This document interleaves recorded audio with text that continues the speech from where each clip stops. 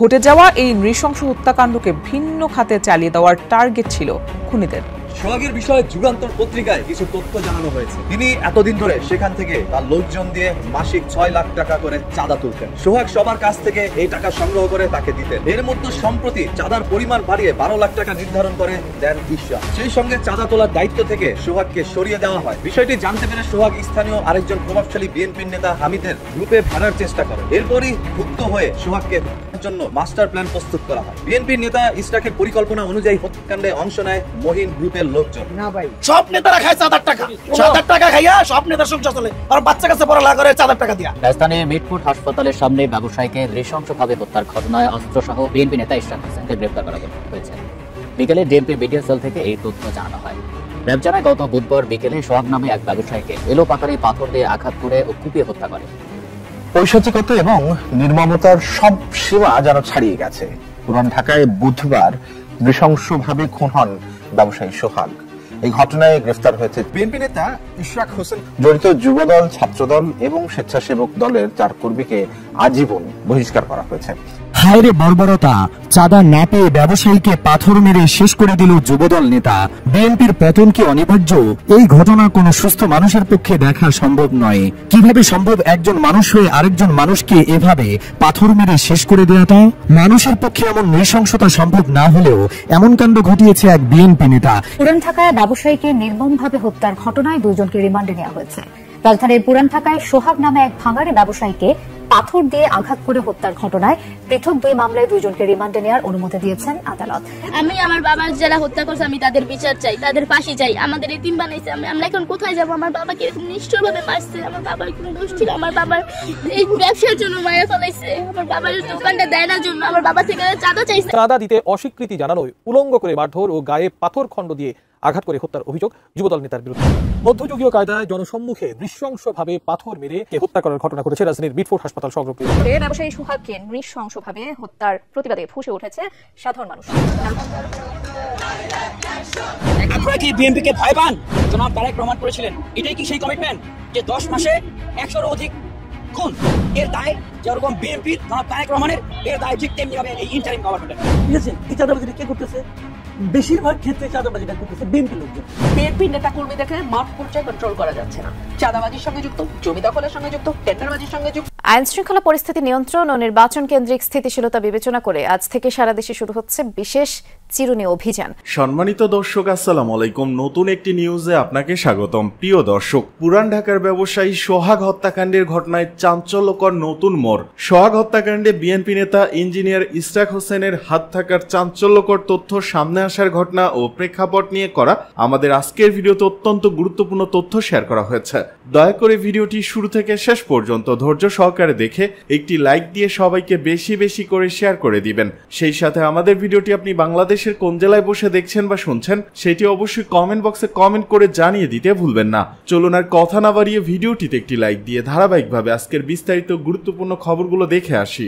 আপনারা জানলে অবাক হবেন, এই সোহাগও বিএনপি করত। জলকার 9-এর একটি পোস্ট থেকে আমরা এটা জানতে পারি, মিটফোর্ড এলাকায় নৃশংস হত্যাকাণ্ডের শিকার যুবদল কর্মী চাঁদ মিয়া ওরফে সোহাগকে কেবল ব্যবসায়ী হিসেবে প্রচার করা হচ্ছে কেন? বিএনপি বা যুবদল কেউই এখন পর্যন্ত তাদের নিজ কর্মীর এহেন হত্যাকাণ্ডের কোন রকমের প্রেস রিলিজ স্ক্যান ইস্যু করেনি। নিহত ছেলেটা তো তাদেরই রাজনীতি করতেন। ছবিতে গত 23শে ডিসেম্বর 2024 30 নং ওয়ার্ড চকবাজার জাতীয়বাদী যুবদলের কর্মী সভার মঞ্চে লাল বৃত্তে সোহাগ। সোহাগ প্রকাশ্যে একজন বিএনপির কর্মী ছিল। বিএনপির বড় বড় প্রোগ্রামেও তাকে দেখা যেত। যাদের হাতে সোহাগের প্রাণ গিয়েছে তারাও বিএনপি করত। মানে বিএনপি নিজের পায়ে নিজেই কুড়াল মেরেছে। এবং এই ভিডিওটি সামাজিক যোগাযোগ মাধ্যমে ছড়ানোর পর থেকে বিএনপির বিরুদ্ধে যেন সবাই একরকম পোস্ট করে যাচ্ছে। তাদের নিজ কর্মীরাও তাদের বিরুদ্ধে পোস্ট করছে। কিছু কিছু পোস্টের মধ্যে এইভাবে বলা হচ্ছে যে সোহাগ আওয়ামী লীগ করত, আওয়ামী লীগের সাথে জড়িত ছিল এবং ওই সময় তিনি একজন শীর্ষ সন্ত্রাসী ছিল। আবার দেখা যাচ্ছে সোহাগ বিএনপি করত। আরে ভাই, সোহাগকে নির্মমভাবে দুনিয়া থেকে সরিয়ে দেওয়া হয়েছে, এখন তাকে নিয়ে শুরু হয়েছে এক ভোগের রাজনীতি। যেই রাজনীতির মধ্যে যে যার স্বার্থ মোতাবেক পোস্ট করে যাচ্ছে। আজকে বিএনপির এরকম একটি ঘটনা ঘটার পরে আওয়ামী লীগের সকল কর্মীরা ফেসবুকের মধ্যে সোচ্চার হয়ে উঠেছেন। সবাই বিএনপির বিরুদ্ধে পোস্ট করছে। সোহাগ শুধুমাত্র তাদের একটি দাবার গুটি। সেই দাবার গুটি ব্যবহার করে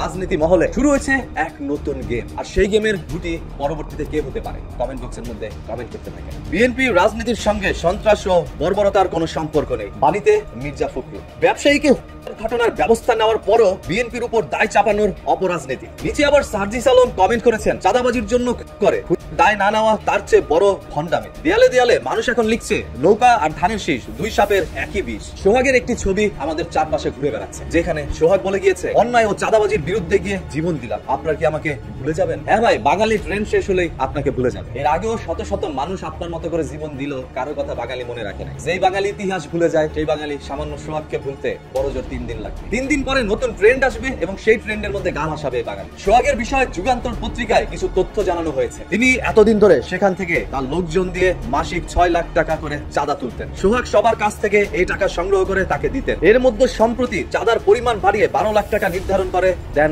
ইশরাক। সেই সঙ্গে চাঁদা তোলার দায়িত্ব থেকে সোহাগকে সরিয়ে দেওয়া হয়। বিষয়টি জানতে পেরে সোহাগ স্থানীয় আরেকজন প্রভাবশালী বিএনপির নেতা হামিদের গ্রুপে ফেরার চেষ্টা করেন। এরপরই ক্ষুব্ধ হয়ে সোহাগকে জন্য মাস্টার প্ল্যান প্রস্তুত করা হয়। বিএনপি নেতা ইশরাকের পরিকল্পনা অনুযায়ী হত্যাকাণ্ডে অংশ নেয় মহিন গ্রুপের লোকজন। জানা গেছে বুধবার সন্ধ্যার দিকে sir Salimullah medical college Mitford হাসপাতালের সামনে এরকম একটি ঘটনা ঘটে। ছবিতে যুগান্তর পত্রিকায় বিষয়টি লিখে থাকলেও এখন পর্যন্ত সেটা সত্যতা জানা যায়নি। আসলে কি এরকম একটি ঘটনার পিছনে ইশরাক জড়িত রয়েছে, নাকি তাদের বিরুদ্ধে অপপ্রচার চালানো হচ্ছে? বাংলাদেশের রাজনীতি কতটা ভয়ঙ্কর এবং এই রাজনীতি করতে গিয়ে কত শত মানুষের জীবন যাচ্ছে, সেটা যদি ক্যালকুলেশন করতে যান, স্কুল কলেজ বিশ্ববিদ্যালয় আরো একবার আপনার পড়াশোনা করতে হবে। এরপরও ক্যালকুলেশন করে আপনি অঙ্ক মিলাতে পারবেন। কি পাচ্ছেন আপনারা এই রাজনীতি করে? নেতা হয় হাতে গোনা হাজার খান, আর কর্মীর সংখ্যা হয় কোটি কোটি। নেতারা জনগণের টাকা ভোগ করতে পারলেও কর্মীরা কিছুই করতে পারেন। যখন দলের উত্থান পতন হয়, তখন নেতারা ঠিকই বাংলাদেশ থেকে অন্য দেশে গিয়ে পালায়, আর কর্মীরা জেল খাটে। এই রাজনীতি করে কি ফায়দা হচ্ছে আপনার? আর হ্যাঁ, যারা গণতান্ত্রিক দেশের মধ্যে রাজনীতি করতে আসছেন, তাদের অবশ্যই সমালোচনা হজম করতে হবে। আপনাদের বিরুদ্ধে জনগণ কথা বলবে, সেইগুলো হজম করে আপনি গণতান্ত্রিক দেশে রাজনীতি করবেন। আদারওয়াইজ রাজনীতি করার কোনো অধিকার আপনার নেই, কারণ এই দেশের সকল রাজনীতির শক্তির উঠতে রয়েছে জনগণ। ব্যবসায়ী সোহাগকে দুনিয়া থেকে সরিয়ে দেওয়া হয়েছে আরো 3 দিন আগে। তবে 2 দিন পরে সেই ভিডিওটি সোশ্যাল মিডিয়ায় ভাইরাল হয়। এই 2 দিন কেন এই ভিডিওটি চাপা রাখা হয়েছে? একজন আইন শৃঙ্খলা বাহিনীর অফিসার লিখেন, মিরপুর এলাকায় চাঁদাবাজদের ব্যাপারে যে নেতা তদবির করতে আসবেন, তাকে সহ অ্যারেস্ট করব। সাবধান হয়ে যান, না হলে হাতে হারিকেন ধরিয়ে জাহান্নামের চৌরাস্তায় পাঠিয়ে দেওয়া হবে। মাইনাস টলারেন্স জানিয়েছেন এই অফিসার। তার মতো এরকম হাজারো শত অফিসার এই দেশে প্রয়োজন। প্রতিনিয়তই হাজারো অপরাধীকে অ্যারেস্ট করা হচ্ছে, তারপর কেন অপরাধ কমছে না? নাকি সাধারণ মানুষকে অপরাধী বানিয়ে জেলগুলো ভরাট করা হচ্ছে? হাজারো প্রশ্ন সাধারণ জনগণের মনে। উত্তর কি আজও মিলবে? আবু হুরায়রা রাদিয়াল্লাহু তাআলা আনহু থেকে বর্ণিত, এক ব্যক্তি রাসূল সাল্লাল্লাহু আলাইহি সাল্লামের কাছে এসে জিজ্ঞেস করলো, হে আল্লাহর রাসূল, যদি কেউ আমার সম্পদ ছিনিয়ে নিতে উদ্যত হয়, তাহলে আমি কি করব? রাসূল সাল্লাল্লাহু আলাইহি সাল্লাম বলেন, তুমি তাকে তোমার সম্পদ নিতে দেবে না। লোকটি বলল, যদি সে আমার সঙ্গে এ নিয়ে মারামারি করে? রাসূল সাল্লাল্লাহু আলাইহি সাল্লাম বলেন, তুমি তার সঙ্গে মারামারি করবে। লোকটি বলল, আপনি কি বলেন? যদি সে আমাকে হত্যা করে? রাসূল সাল্লাল্লাহু আলাইহি সাল্লাম বলেন, তাহলে তুমি শহীদ হিসেবে গণ্য হবে। আল্লাহ চাঁদা দিতে অস্বীকারী ভাইকে শহীদ হিসেবে কবুল। বাবাটা আমার সাথে হাসি মুখে বিদায় দিয়ে বলছে তাড়াতাড়ি বাসায় আসবে, এটা বলে বের হয়েছে, আর আসতে পারেনি। কিভাবে পাথর দিয়ে রাস্তার ভিতরে কিভাবে মারছে একটা মানুষকে কিভাবে পারে পাথর দিয়ে? আমি আমার বাবার যারা হত্যা করছে, আমি তাদের বিচার চাই, তাদের ফাঁসি চাই। আমাদের এতিম বানাইছে, আমরা এখন কোথায় যাবো? আমার বাবাকে এরকম নিষ্ঠুর ভাবে মারছে। আমার বাবার কোনো দোষ ছিল? আমার বাবার এই ব্যবসার জন্য মারা ফেলাইছে। আমার বাবার দোকানটা দেয় না জন্য আমার বাবার থেকে চাঁদা চাইছে। আমার বাবা বলছে, আমি এত কষ্ট করে এই করছি আমার সন্তানের জন্য, আমি তোদের কেন দিব? সেই জন্য আমার বাবাকে এরকম নির্মম ভাবে হত্যা করছে। আমরা তাদের ফাঁসি চাই। এটা হচ্ছে আমার বাবার একটা ব্যবসা, মানে অনেকদিন কিছু। এখানে তো আমার বাবা অনেক বছর ছোটবেলা থেকে ঢাকা থাকে।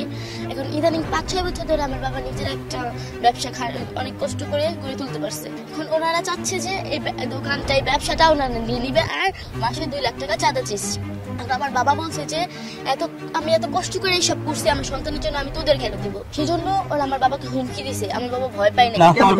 সে অনেক ভালো লোক ছিল, মানুষের দয়ালু ছিল, সে অনেক ভালো ছিল। তো সে তাকে যে নির্মমভাবে হত্যা করছে, মানুষের মতো মানুষের টর্চারিং করে না। এটা জানোয়ারের চেয়েও টর্চারিং করছে বেশি।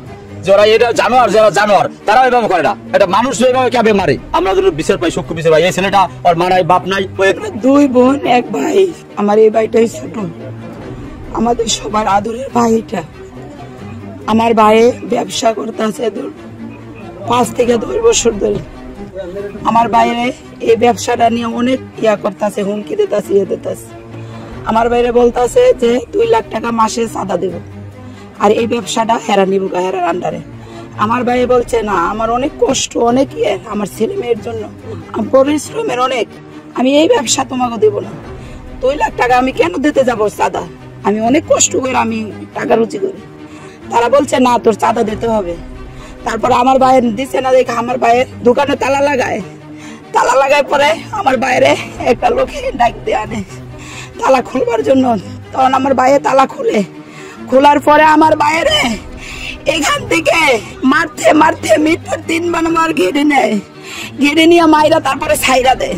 তারপরে আমার ভাইয়ে আসতে পারে না, আমার ভাই অনেক কষ্ট করে উঠছে, উঠতে আসা তারপরে হেন থেকে হেরা দৌড়ে আবার গেটের ভিতরে নিয়ে আমার ভাইয়ের পাথর দিয়ে আমার ভাইয়ের নির্মমভাবে হত্যা করছে। আমার ভাইয়ের সলঙ্গ কইরা বুকের উপরে পাড়া দিয়া যাচ্ছিলাম, বুকের উপরে অনেক অত্যাচার করছে। আমার ভাইয়ের হত্যার বিচার চাই, ফাঁসি চাই। আমার ভাইয়ের যারা এমন নির্মমভাবে হত্যা করছে, আমার ভাই আমার ছোট 2টা বাঁচতে এতেম করছে, তারা আমি হত্যার বিচার চাই, ফাঁসি চাই।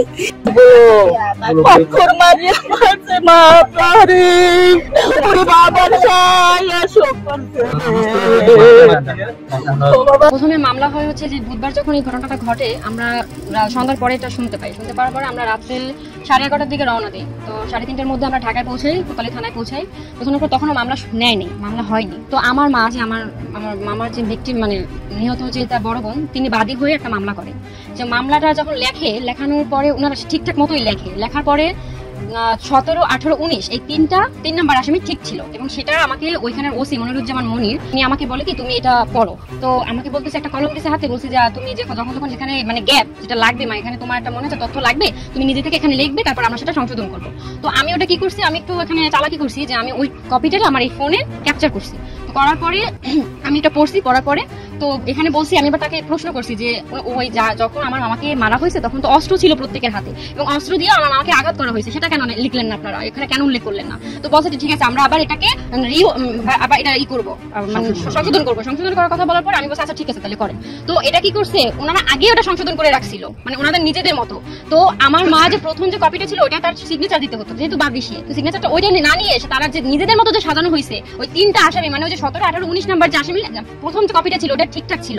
দ্বিতীয়বার যেটা কপি করা হয়েছে, দ্বিতীয়বার যেটা রেডি করা হয়েছে ওটা 3টা আসামির নাম কেটে দেওয়া হয়েছে এবং অন্য যারা এটার সাথে সম্পৃক্তই না তাদের নাম এটা জড়ানো হয়েছে। আর আমার মায়ের ওইখানে আমার মা না বুঝে ওখানে সিগনেচারটা করে, এবং যারা মূল হোতা মানে মূল আসামি যারা এই ঘটনার সাথে যারা সম্পৃক্ত আছে একদম সরাসরি তাদেরকে না দিয়ে যারা জানে না কিছু তাদেরকে দেওয়া হয়েছে। হ্যাঁ, এবং মামলাটা অনেক হালকা করানোর চেষ্টা হচ্ছে। এই জন্য আমার মা আজকে ঢাকায়, উনি বাদী এবং মামলা নিতে চাচ্ছিল না।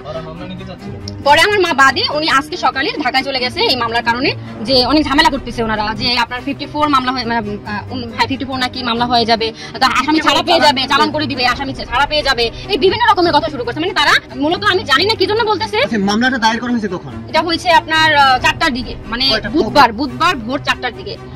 হ্যাঁ, এটা টাইপিং করা হয়েছে এবং পরের দিন মানে বৃহস্পতিবার দুপুর 11:30টার সময় এই মানে কপিটা আমাকে দেওয়া হয়। আমি ওটা 11:30টার সময় আমার ফোনে এটা ক্যাপচার করি। ক্যাপচার করার পরে ওরা তারা 1 ঘন্টা টাইম নেয়, মানে ওনারা আমাদের সবাইকে বের করেছে, আমার মাকে একলা রাখছে তাদের রুমে। ওসি সাহেব যে মনিরুজ্জামান মনির, ওনার রুমে আরেকজন ঊর্ধ্বতন কর্মকর্তা ছিল, মানে ওনাদের বড় লেভেলের একজন ছিল, উনি আমার মাকে একলা রুমে রাখার পরে ওনারা আমার মাকে কি বলছে জানি না, কিন্তু আমার মা তো ভাবছে যে প্রথম তো আমি তো ওটা চেক করছি, আমার উপর ভরসা দিয়ে চেক করছি, আমি তো ঠিকঠাক মতো চেক করছি। পরে বলছে যে হ্যাঁ এটা ঠিক আছে, শুধু এখানে অস্ত্রের নামটা লেখা হয় না, অস্ত্রের যে ঘটনাটা লেখা হয়নি। পরে বলছে আচ্ছা ওটা আমরা সংশোধন করে দিচ্ছি, কিন্তু ওনারা কিছুই সংশোধন করেনি, উল্টে তাদের নিজেদের মতো বক্তব্য দিয়ে ওটা তারা আমার মায়ের হাত থেকে সিগনেচার রাখছে।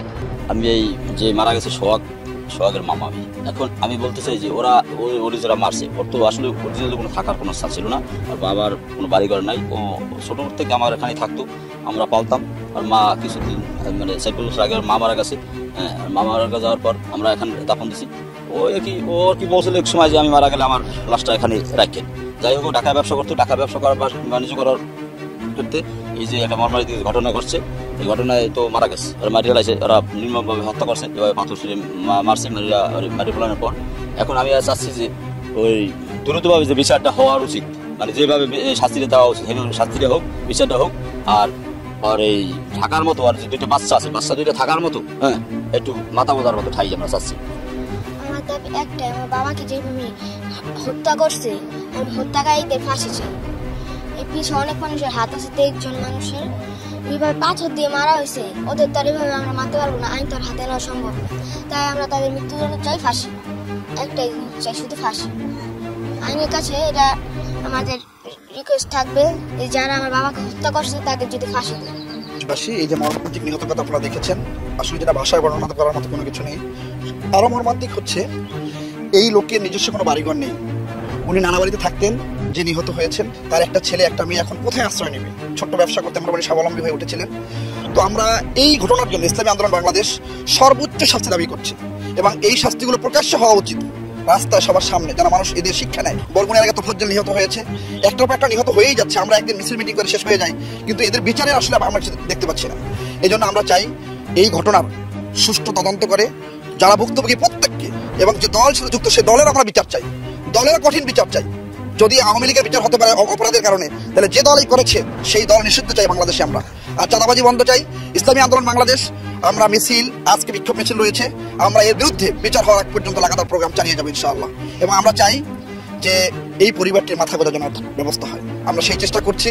আমি প্রশাসন, জেলা প্রশাসক মহোদয় সহ সবাইকে বলবো, জানাবো যে এই পরিবারটির জন্য একটা আশ্রয়ের জায়গা, দুইটা ছেলে একটা মেয়ে এতিম হয়েছে, ওদের থাকার মতো কোনো জায়গা নেই, ওদের যেন একটা থাকার মতো, মাথা গোঁজার মতো ঠাই করে দেয়।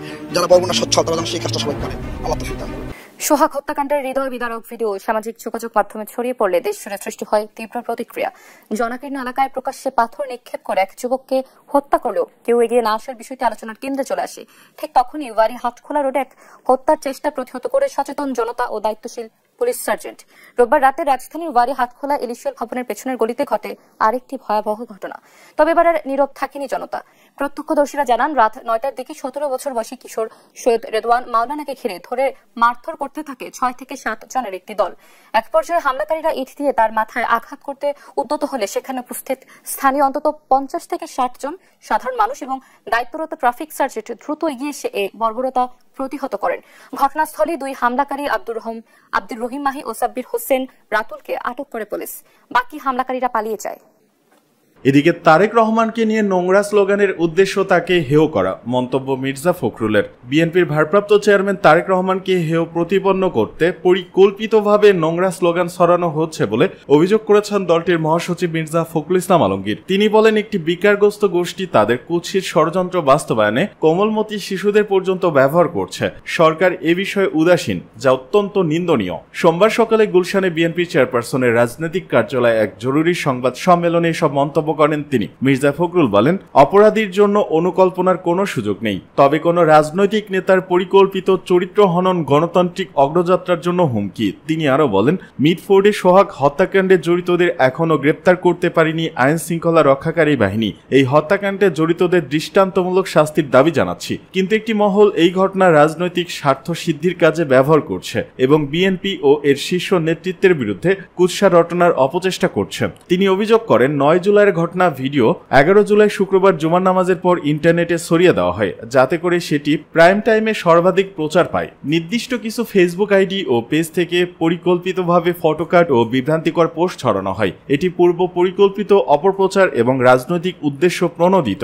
সংবাদ সম্মেলনে মির্জা ফখরুল কুমিল্লার মুরাদনগরে 3টি হত্যাকাণ্ড, এক ইমাম হত্যা ও খুলনায় যুবদল নেতার রক কেটে হত্যার ঘটনায় সামাজিক প্রতিক্রিয়ার প্রশ্ন তোলেন। তিনি বলেন, এসব ঘটনায় দেশবাসী সমানভাবে প্রতিবাদ জানিয়েছে কিনা তা নিয়েও প্রশ্ন রয়েছে। তিনি হুঁশিয়ারি করে বলেন, পতিত স্বৈরাচার ও ষড়যন্ত্রকারীরা যদি গণতন্ত্র ও সুষ্ঠু নির্বাচনের পথে বাধা হয়ে দাঁড়ায়, তবে জনগণ তাদের প্রতিহত করবে। শেষে মির্জা ফখরুল জানান, সোহাগ হত্যাকাণ্ডের প্রকৃত কারণ অনুসন্ধানে বিএনপি নিজস্ব উদ্যোগে একটি তথ্য অনুসন্ধানী কমিটি গঠন করবে, যাতে নিরপেক্ষ ও প্রকৃত তথ্য উদ্ঘাটিত হয়।